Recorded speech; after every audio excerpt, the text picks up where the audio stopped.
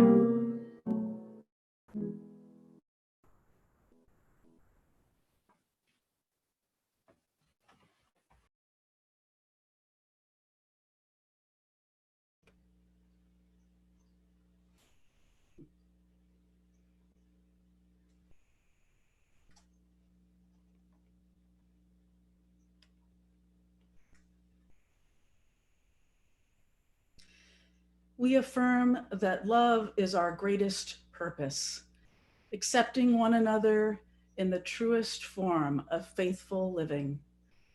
The search for truth is our constant star. We pledge our hearts, minds, and hands to challenge injustice with courage, to find hope in times of fear, and to live out our Unitarian Universalist values every day as a beloved community. Thus do we covenant with each other and with all that is sacred in life. The words of J. Abernathy, Jr. Let us worship. Now is the time in our service where we light our chalice, and so I invite you to do that at home if you have one, and I will light one here now.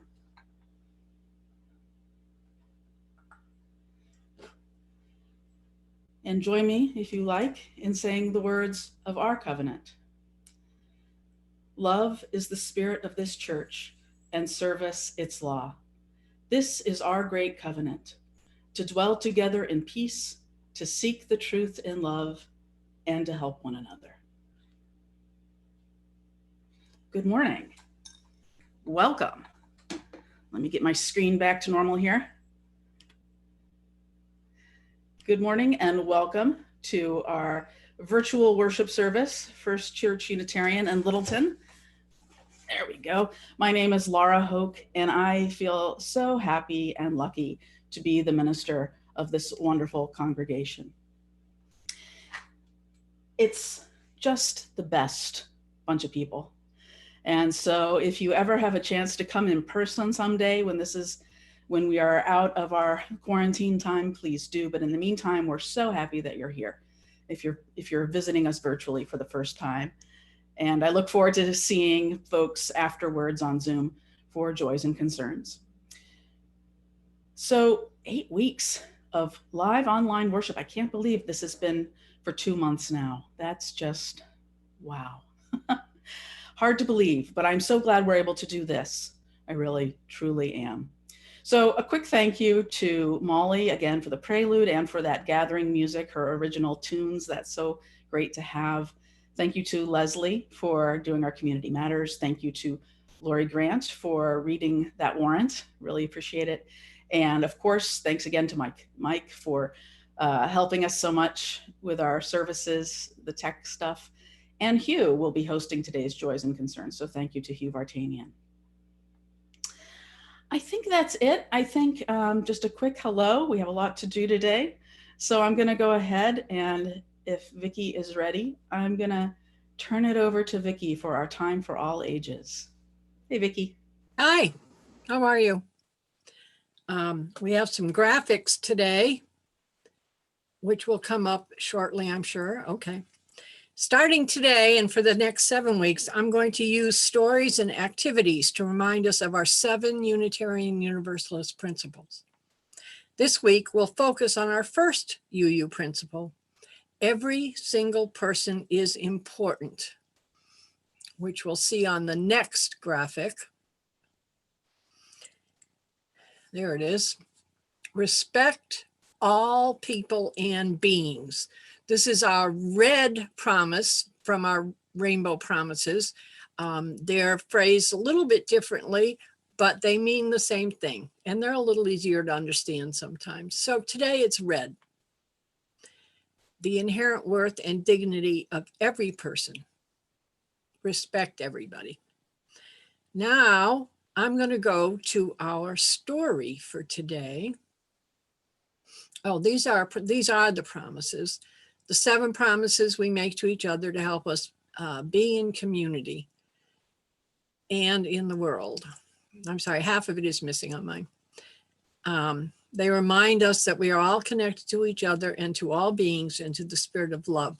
We are all on the rainbow path together. And now the story that I think illustrates the red promise, respect all people and beings. This is called Fred's Story, and I found it in Reader's Digest. When police found Fred Barley, who was 19 years old, living in a tent on the campus of a college in Georgia, they told him he couldn't live there and he needed to move on. But then Fred told them his story. He had ridden for 6 hours in 100-degree heat from his home, carrying all his possessions, a duffel bag, a tent, 2 gallons of water, and a box of cereal. He did this ride on his little brother's little bike. That is a huge effort on his part. He did it because he wanted to start his 2nd semester at the college as a biology major. He'd come early because he wanted to look for a job, but he didn't have any luck. So there he was, living on the campus in a tent with barely anything but a box of cereal to eat. The police officer who found him couldn't believe what Fred had done. Moved by his difficulties, the officer and his partner paid for Fred to move into a motel nearby. Soon word spread and people started donating clothes, school supplies, and even money to cover the rest of his motel stay. He was even given a job at a pizzeria. One woman started a GoFundMe page for Fred after visiting with him. The fund reached $184,000, all of which went into an educational trust for him. Fred was a determined and unique young man. Those who helped him were able to see beyond his appearance and his circumstances and recognize his inherent worth and dignity. I hope this story reminds us that every single person is important and we should respect them all. Our red promise. Now I see you have a couple of families on, one that we haven't seen for a while. Let's go to the McManus family.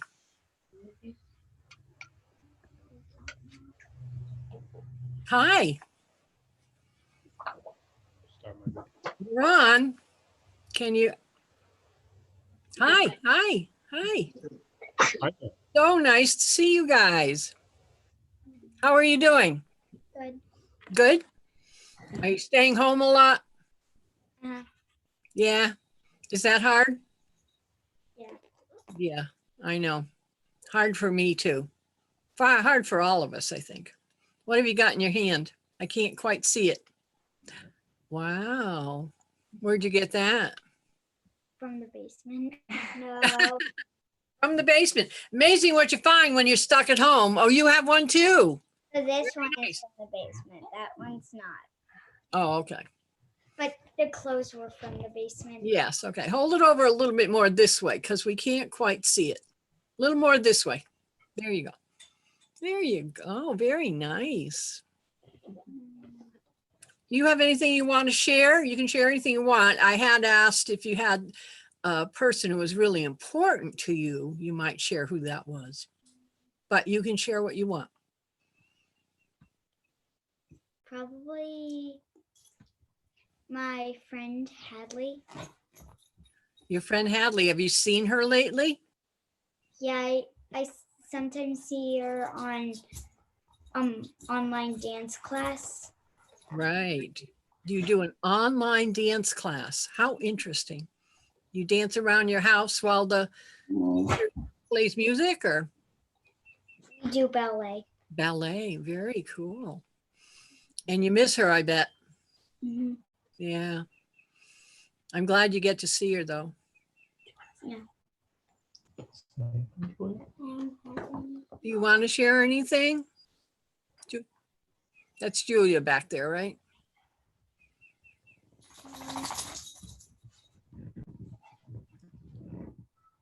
Want to share something? No. I just want to wave. How about a wave? Everybody's waving at you. All right, let's see what the Hammer family has to say today. Stay on so you can see your friends from church. Riley, you want to go? Not now. No, okay. You go first. Maddie, I don't have anything today. I think you're just on to see everybody. How about Eliza? This seems to be your time to eat pancakes. Pop-Tarts this morning. Oh, Pop-Tarts, okay. But they've been doing some work on the packet that you sent. Would you like to show? Oh, I would love to see. Can you come closer? I sent out a packet earlier this week with some Chalice related things and our promises. Oh, that's lovely, Eliza. What a nice job you did. I see that Julia is showing something too. Let's take a look at what Julia is showing. That's part of the packet I sent. Did you do anything? Did you color the picture yet? Yeah. You still have time. You can show us next week. But it had the promises and everything in it and some activities, right? I'm going to send one. Well, that one was the one I sent in the mail. Yep. I'm going to send activities by email every week. Riley, did you color anything from the packet? mine's not finished. Well, good start though. Wow, you guys use great colors. I love it. How about you, Maddie?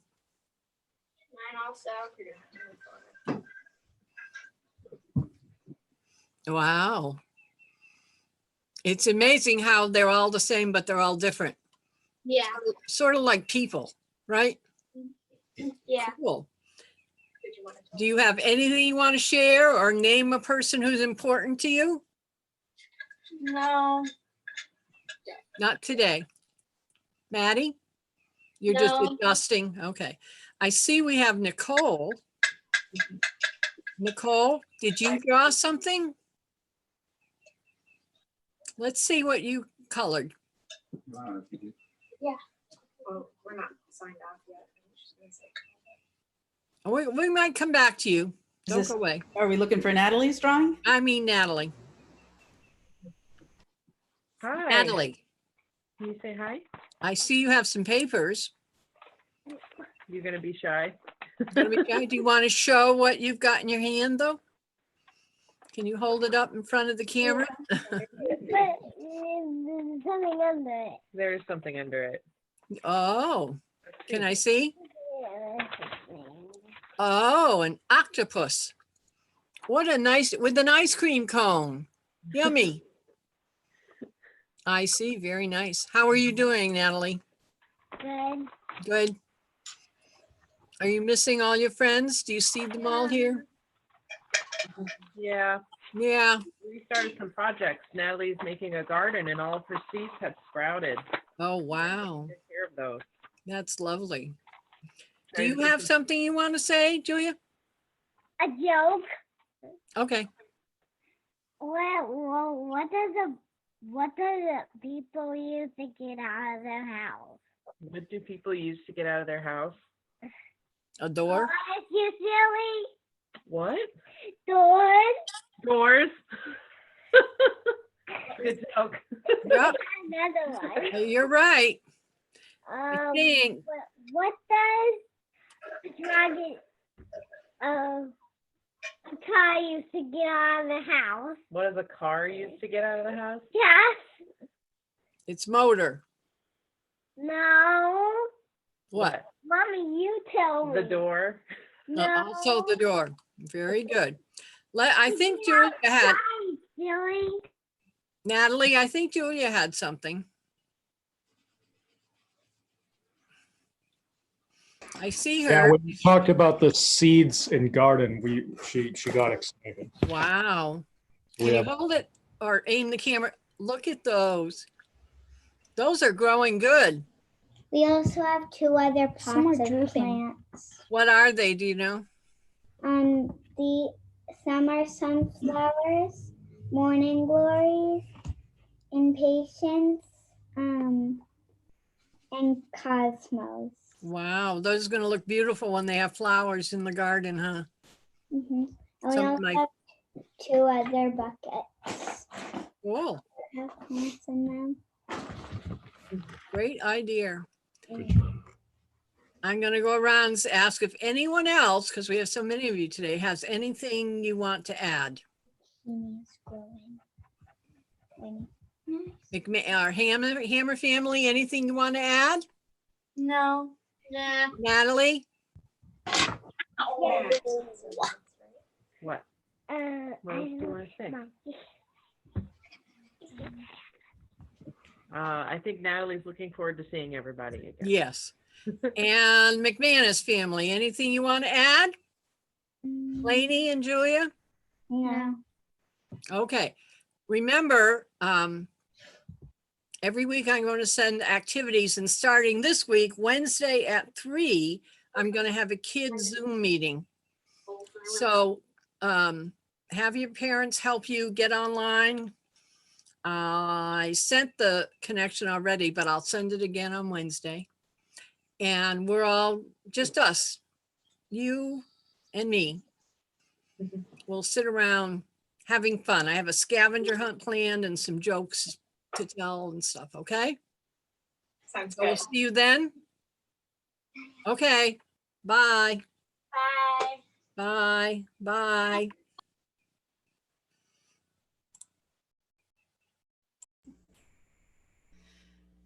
It was so great to see everybody. Just really wonderful to see you guys and see what you're working on. Really appreciated that. Thank you so much, Vicki, and all the families. So nice to see you. So in a moment, Mike is going to load up a video that I worked on this week. And the video has a special guest. And well, I kind of talk about it in the video. So I'll let the video do its thing now. Something very special and fun is happening today, right in front of our beloved church. This is our membership book. I'm right outside, and I've arranged to meet with somebody to sign this book. It's a long time coming, and you'll get to see the surprise of who that person is. A long time FCU, very active and beloved attender that you might have assumed was a member, but was not. In any case, our church was founded back in 1714. This membership book goes back to Civil War times, 1864. And members sign. That's what Unitarian Universalists do, is they sign. No fancy conversion ceremony needed. But you'll see our most recent signers, some wonderful folks here. And we're going to add one more wonderful name, and you'll see that. You'll event shortly. I just love our building, I have to admit. Let you take a look at it on this another beautiful sunny day.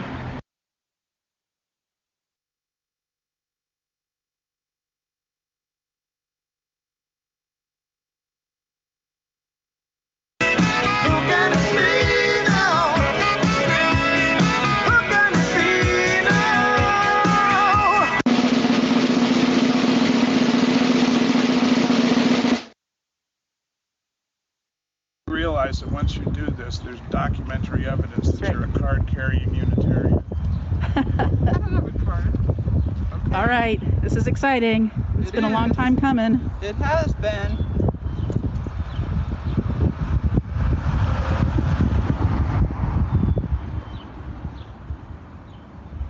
My only regret is that I won't be able to give you a hug afterwards. This pen isn't writing. Uh-oh. Well, that's another regret then. There it goes. All right. No, it still isn't Can writing. I use my own pen? Sure. We do that. It's Put like it in it's put it in the crease, Peg. So it doesn't go. that's the Unitarian away. Universalist version of the rabbi's trick where you have to ask to convert to Judaism 3 times. We give you a faulty pen and make sure you really want to sign the membership book. Okay. So now we know she really meant it. I really did. I brought my own pen. How about that?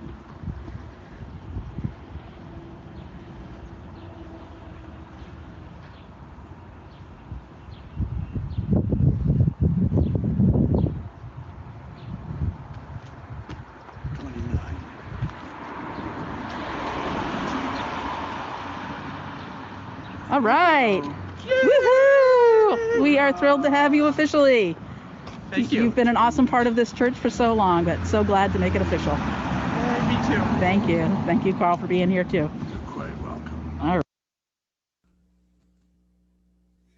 How awesome is that? Welcome officially to FCU membership, Peggy Britton. Yay! Carl, for the record, signed the book back in 2002. And after a mere, 18 years, Peggy decided she'd sign too. So Peggy has been super active the whole time, I think, just about. So it's just great to make it official. And I'm really, it was so much fun to do that. And nice to see them from a safe social distance as well.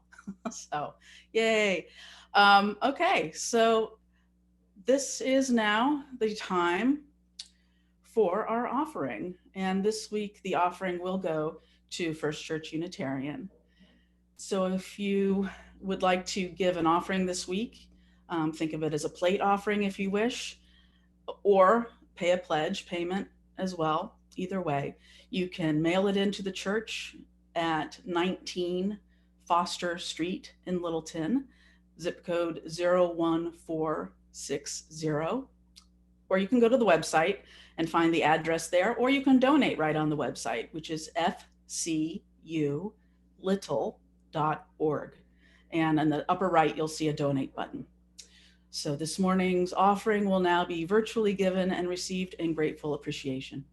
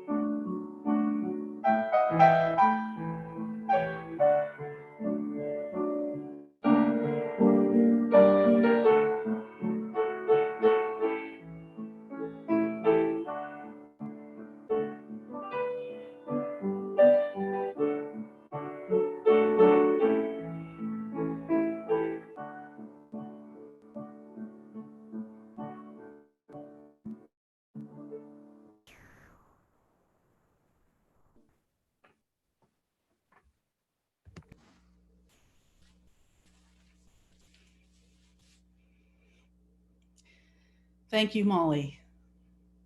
Wonderful to have you playing.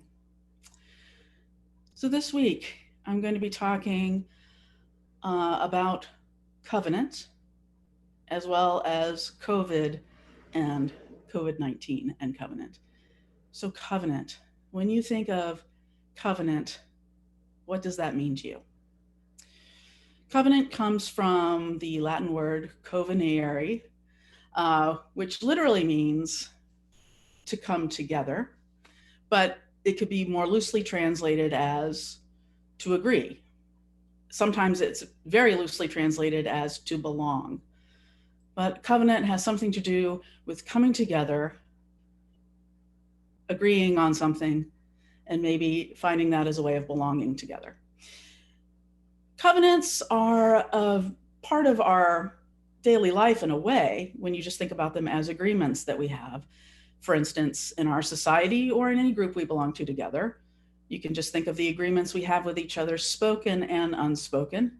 And every culture has slightly different spoken and unspoken rules to it, of course. But covenant is traditionally used in a religious context. Of course, the Jewish tradition has the covenant between Yahweh and Yahweh's chosen people, the Jewish people. And that covenant is really the heart of the Jewish faith. And the covenant to follow the 10 Commandments and to do the things that are spelled out in the Hebrew Scriptures. The Christian tradition sort of borrows from that concept and says the covenant is between God and humanity, but mediated through Jesus. And there are different variations on what that might mean. Now, originally, Christianity it was groups of people who were somehow followers of Jesus, and they covenanted together to figure out what that meant to follow Jesus. But eventually, with the Nicene Creed in 325, mainline Christianity started to be a lot about creeds and things that everyone believed together, and things were spelled out very specifically. You know, this is our creed, we believe this and this and this. And there were theological agreements that you either signed on to be orthodox or literally right in your belief, or if you didn't sign on to them, you were heterodox, you were heretical. It was heresy. So there started to be a lot of rules. Eventually, the Protestant Reformation happens, and there's different ways of interpreting the rules and different creeds that different Christian sects came up with. But that's the basic of sort of religious covenant in the Western religions. Now, our spiritual ancestors, we come from really the far left of the Protestant Reformation.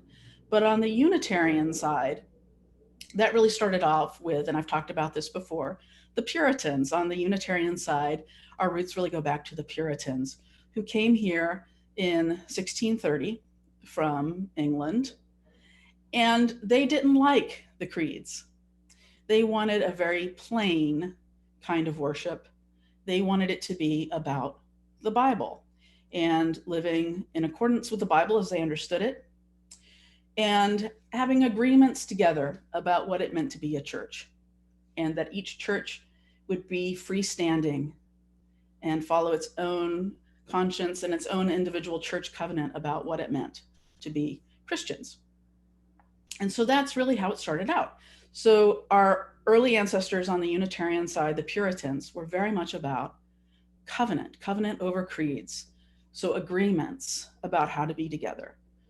Now, as I mentioned, agreements have to do with what you're going to do, and they have to do with what you're not going to do, which is another way of saying boundaries, right? Covenants also have something to do with boundaries. But sometimes that's not so well spelled out. So there was an attempt. So the Puritans came here around 1630, and in 1648, you have the Cambridge Platform, or the longer name for it is the Cambridge Platform of Church Discipline. And so the Puritans came together in Cambridge, Massachusetts, and they decided to spell out a little bit more about what it meant to be in covenant. And Forrest Church, the late Forrest Church, a Unitarian Universalist minister, summarized or paraphrased the covenant that they came up with like this. we pledge to walk together in the ways of truth and affection as best we know them now, or as best as we may learn them in the days to come. They said that we and our children may be fulfilled and that we may speak to the world in words and actions of peace and goodwill. But the basic bottom line covenant that they spelled out was walking together. We're going to walk together in faith as we understand it. Some of you who are fans of the late Ram Dass will know that he talked a lot about walking each other back home, which was his spiritual way of thinking of being together in this life and walking back towards source, or the afterlife, or death and rejoining with source, or however you think about that. But walking together, which is sort of a beautiful phrase. Covenant is still a really central and important concept for Unitarian Universalists. It is still very much with us. So we don't have creeds, but we covenant and we agree on values. We agree generally on values. And you'll see that in our 7 principles, right? They spell out in broad terms our values. Of course, we can interpret them somewhat differently from person to person, but there's a broad agreement about values. In 1880, a minister named Charles Gordon Ames, who was from the Unitarian Society, Spring Garden Unitarian Society in Philadelphia, wrote a covenant for his congregation, which is still used in some UU Christian or UU Christian leaning churches. And it's known as the Ames Covenant. And it goes like this: in the freedom of the truth and the spirit of Jesus, we unite for the worship of God and the service of all. Now, when I was in seminary, especially toward the end of my seminary years, I often worshiped at the First Parish in Jamaica Plain Unitarian Universalist. And at that time, I don't know if they still do it, but at that time they read the Ames Covenant. So it had more of a UU Christian feel. And then there's another very common covenant that is more frequently used in today's Unitarian Universalist churches, though by no means by all churches. And that was written in 1894 by the Reverend James Villa Blake. And he's from the Unitarian Church of Evanston, Illinois, when they adopted this covenant, the James Villa Blake covenant. And I will show that to you now. Let me put it on my screen for you. All right. And the Villa Blake covenant looks like this. Love is the spirit of this church, and service its law. This is our great covenant, to dwell together in peace, to seek the truth in love, and to help one another. Looks familiar, doesn't it? So I don't know if you knew it or not, but the covenant that we say, that we recite every Sunday is this way. No, this way. It's backwards. This covenant. It's the Villa Blake covenant. So there you go. Now you know it dates back to 1894. And interestingly, doesn't it still work really well? So pretty impressive. And it does spell out in nice broad terms what we're about when we walk together. What are we about? Love, service, peace, truth, and helping each other. It really still sums things up very nicely. But again, this is a lovely covenant that tells you more about what we aspire to, and it doesn't say much about boundaries or when things go wrong. And any time humans come together, covenare, there are going to be disagreements and there are going to be boundaries crossed at times. We all make mistakes, right? So you need to spell things out. So back, I don't know, some of you might remember this, that in 2006, this congregation adopted the Covenant of Right Relations, which was reaffirmed in 2016, 10 years later. And the Covenant of Right Relations of this church says, as love is the spirit of our congregation, as best as I am able, acknowledging our human frailties with compassion, I covenant to be open, honest, attentive, and compassionate to all, to honor our diverse viewpoints, to listen with an open heart, to speak respectfully and compassionately of those present and not present, to deal directly with others to resolve conflict, to explore and accept my responsibility in conflict, to look for the good intentions of others, to be patient and gracious, to seek common ground, to forgive and accept forgiveness, to ask for help when I need it, and to give help as I am able, to show appreciation. So this spells it out a little bit better. And again, part of the reason we have these covenants is to sort of say what we aspire to. But this one sort of allows for mistakes and how to come back into covenant after a mistake. Some people call our culture a call out culture. And this covenant of right relationship gives a way to call people in instead of calling them out, to call them back into right relationship. And probably everyone here who's been around for a while has a broken covenant when you think of it like this, and hopefully has found their way back in. Now, a couple of these things, and it's not really my topic for the day, but covenants come from the society you're in. And our covenant, one thing we've been talking about a little bit is, what some people are calling white supremacy culture, basically a culture dominated by values that are Northern European, Western European, and that culture.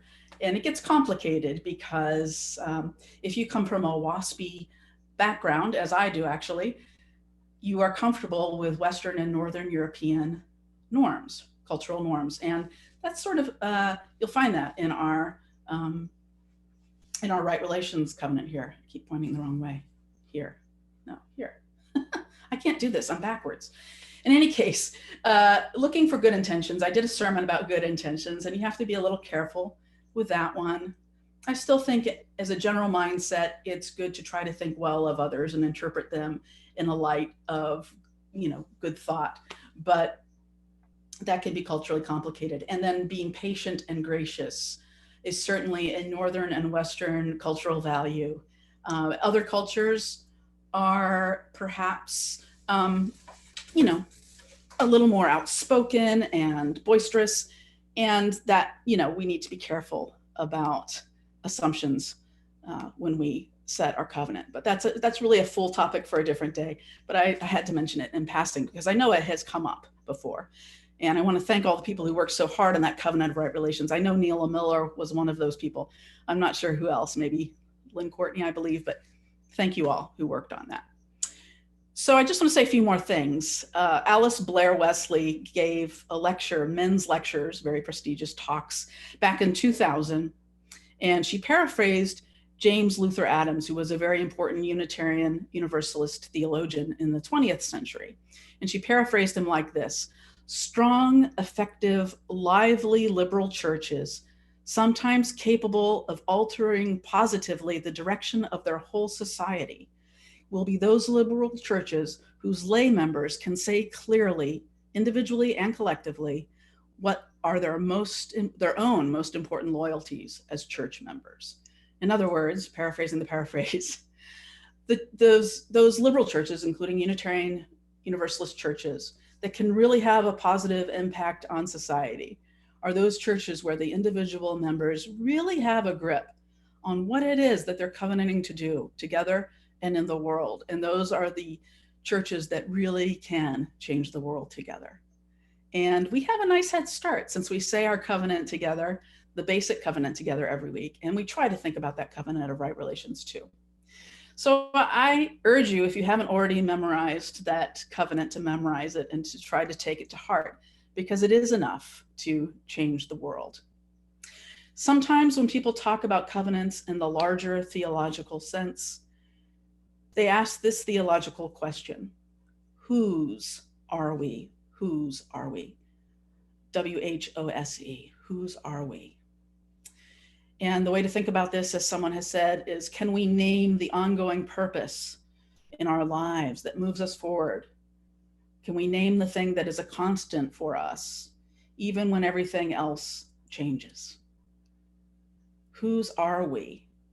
Even now, with COVID-19 changing everything in these times, even now in this pandemic, whose are we?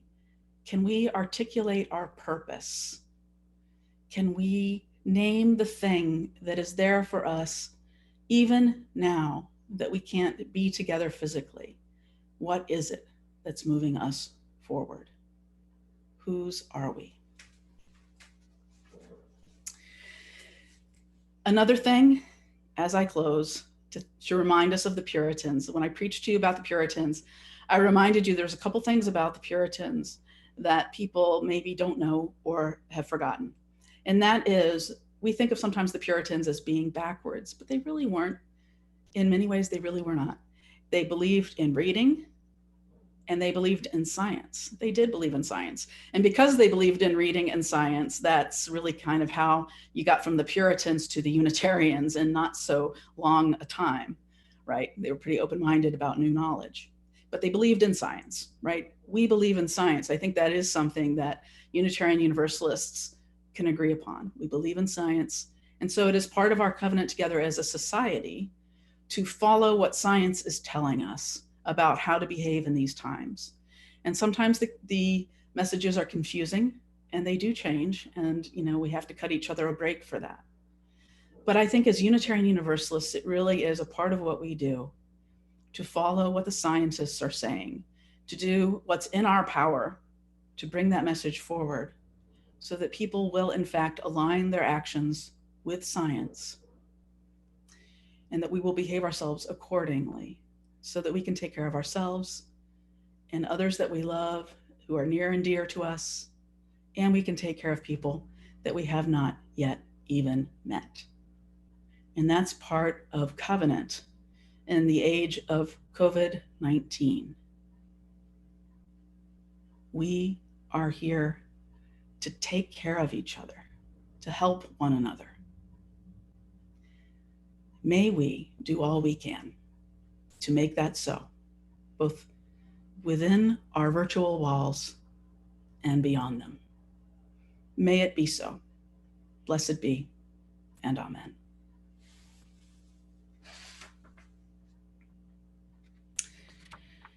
I'm going to give a benediction before Molly plays our postlude.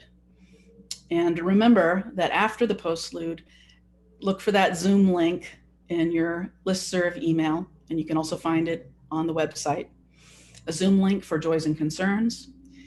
And when they're over, or at 11:30, whichever is later, we will then come together again on a different Zoom link for our budget discussion. So I just wanted to give you a reminder of that. So for our benediction, again, it is our tradition to come together and hold hands in a circle. I don't know when we're going to be able to do that again. I can't wait, but I don't know when it will be. But I invite you, as I do now, to hold hands if there's anyone there that you can safely hold hands with. And otherwise, to put your own hands together and feel that warmth. Close your eyes if you wish to imagine that you're in that circle holding somebody's hand. Friends, we are walking together. We are walking each other back home. We are here for one another to build the best of all possible worlds. We are here to walk together to make another better world possible. We agree to do our best and to come back into better, appropriate, better, stronger, right relationship when we fail. And we agree to help call each other back in when other dear, beloved congregational members and friends have fallen out of covenant. Because being together and walking together is worth it. It's worth it.